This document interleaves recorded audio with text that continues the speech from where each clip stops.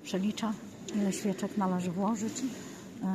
Asinka, to może ty kręć, a ja będę liczyć, bo ja o tak, czekajcie, raz, dwa, trzy, 4, 5, 6, 7, 8, 9, 10, 11, 12, 13, 14, 15, 16, 17, 18, 19, 20, 21, 22, 23, 24, 25 i jedną 26 włożymy za tych wszystkich. Kochani, tutaj wszyscy jesteście, i Agnieszka Czeczura, i ja, i Małgosia Mieloch.